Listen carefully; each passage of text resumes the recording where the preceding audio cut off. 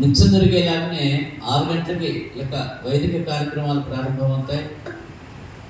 భజంత్రులు 7 గంటలకి తర్వాత వస్తూ ఉన్నారు కాబట్టి 7 గంటల నుంచి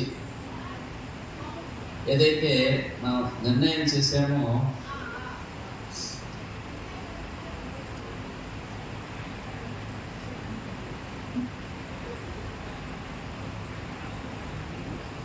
నగర సంకీర్తనం, ఒక నగర సంకీర్తనం 7 గంటల నుంచి ప్రారంభమవుతుంది.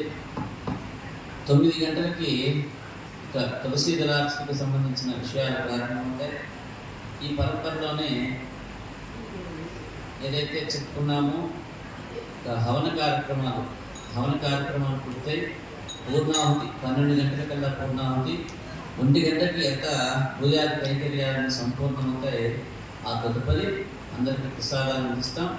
ఒక కార్యక్రమంలో మీ సహా అందరూ ఒక విజయవంతం చేస్తూ భగవంతుడి యొక్క అనుగ్రహ ప్రాప్తి పొందవలసిందిగా మరొకసారి అందరికీ సాదర స్వాగతం. వాసుదేవ వాసుదేవ వాసుదేవ.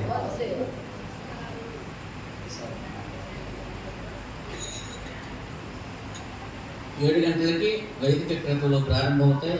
నిత్యంలాగానే విశ్వక్సేనారాధన, పుణ్యాహవచనం, అగ్ని ప్రతిష్ట.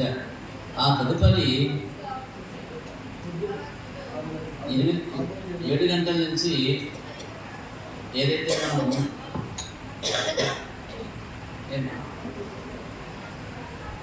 ఏదైతే మనం అనుకున్నామో ఇది గత 7 రోజుల్లో జరగాల్సిన పని అయితే మన యొక్క కొంత లోపం ద్వారా ఒక్కరోజుకే కేటాయించిందండి.